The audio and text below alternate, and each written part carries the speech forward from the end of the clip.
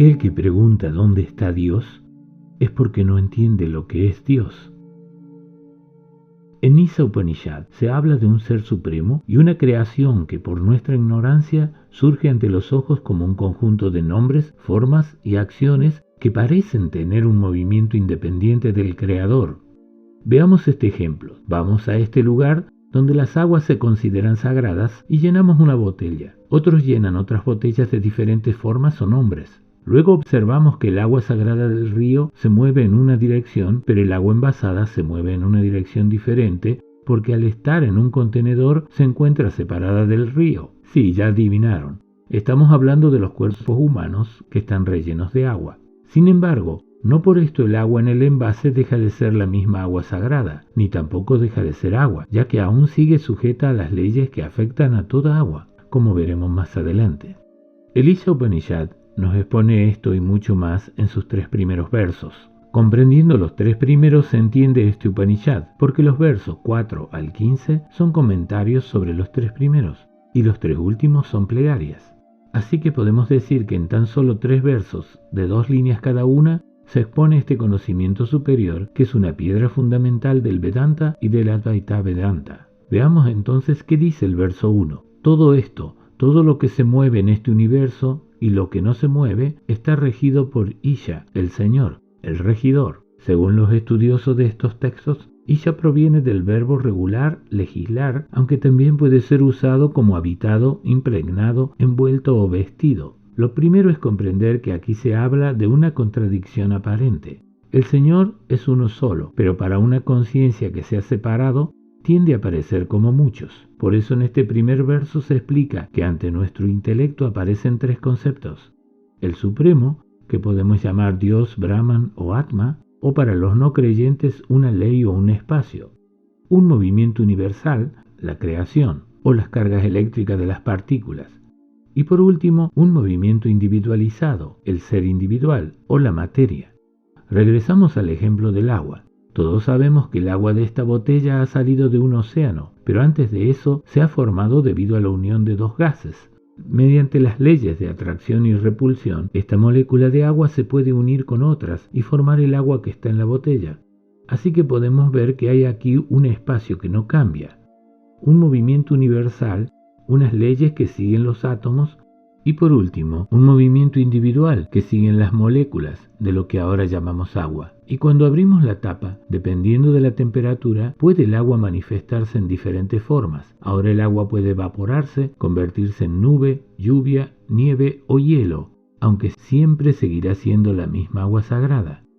Esto explica por qué se dice en los Upanishad que el sí mismo es mutable y sus formas son siempre transitorias, y que su eternidad es una eternidad de recurrencia, que cambia de estados como sólido, líquido o gaseoso, pero siempre es agua.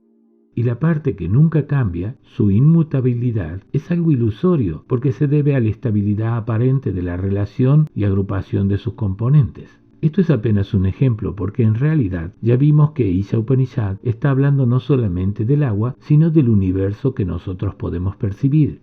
Una parte estable y eterna, Isha, solo accesible mediante el pensamiento abstracto. Un movimiento universal, la creación, y dentro de ella, el movimiento individual. El microcosmos es uno con el macrocosmos. Sin embargo, en su relación del principio de movimiento y resultado son el continente y lo contenido, un mundo en el mundo. El individuo, por lo tanto, participa de la naturaleza de lo universal, remite a él porque de allí recibe su fuente de actividad, está sujeto y es parte de la naturaleza cósmica y sus leyes. El Señor está inmanente en el universo, el cual es su forma y su cuerpo. Por eso es erróneo considerar como entidades diferentes al universo y al Señor. Esto es un engaño, un producto de la imaginación del hombre. Debido a la ignorancia de esta verdad, muchos conciben al Atma como algo que existe en un lugar remoto e inalcanzable. Pero aquel cuya conciencia está despierta ve el Atma en todos los seres y a todos los seres como el Atma. Ve a todos los seres como uno solo y no percibe división o diferencia. De este modo, mediante el conocimiento, se supera la idea de la dualidad. El primer verso finaliza diciendo: la creación entera debe ser disfrutada con reverente renunciación, sin envidia ni codicia. porque toda riqueza pertenece al Señor. Cuando se cree en la dualidad, aparecen los conceptos del hacedor y disfrutador de las acciones, y esto en los Vedas se llama ignorancia, y para salir de esta ignorancia es necesario renunciar, o al menos dejar de justificar nuestros deseos de descendencia, riqueza y gloria. Mejor que la práctica es el conocimiento, mejor que el conocimiento es la meditación en Dios, pero mejor que la meditación es la renuncia al deseo por los frutos de las acciones, y esta renuncia inmediatamente traerá paz a la mente. Como vemos, el Gita afirma aquí que si ya he entendido el concepto de la dualidad, yo y los otros, el individuo y el mundo, y renuncio también al triple deseo, desaparece la envidia y la codicia, y todo deseo mundano. Veamos el segundo verso. Para vivir completamente una vida, debes realizar las acciones correctas. La acción no se une al deseo de un hombre. En el primer mantra de la Isabhasya se expone la disciplina del conocimiento del ser, caracterizado por la ausencia de deseos de cualquier clase. Pero aquellos que albergan deseos encontrarán difícil establecerse en este estado mental. Para ellos, el segundo mantra prescribe un medio secundario, la disciplina de las acciones. Si tuviéramos que imaginar una conciencia que ha creado las leyes materiales de este universo, pensaríamos también que el propósito de estas leyes es la posesión y disfrute por sí misma del universo. Pero cuando entendemos que somos parte de esta conciencia y también el objeto de estas leyes, deberíamos comprender que somos parte de esa posesión y parte del disfrute del mundo.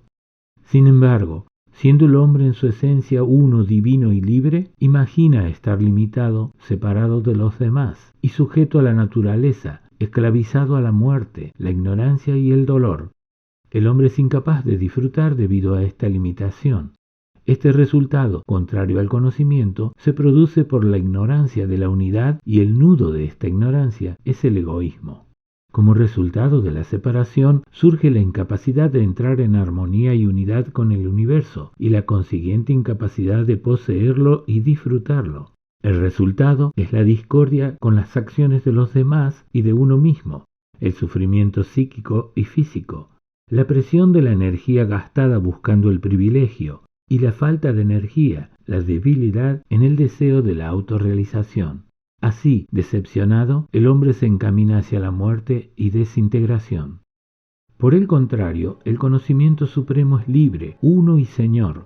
No desea, pero indefectiblemente habita, posee y disfruta la vida sin disminuir el disfrute de los demás. El disfrute del universo y todo lo que contiene es el objeto de existencia del mundo, pero la renuncia a todo deseo individual es la condición del libre disfrute de todos. La renuncia exigida en el Upanishad al triple deseo no es una obligación moral de desinterés o de rechazo físico, sino una liberación total del anhelo por las formas de las cosas. Es liberarse del deseo personal. Prácticamente esta renuncia implica que uno no debe considerar nada en el universo como objeto necesario de posesión, ni tampoco como poseído por otro y no por uno mismo, ni como objeto de codicia en el corazón o los sentidos. Esta actitud se basa en la percepción de unidad. El Ser Supremo habita cada objeto como si estuviera separado. Sin embargo, todos los objetos existen en ese sí mismo y no fuera de él.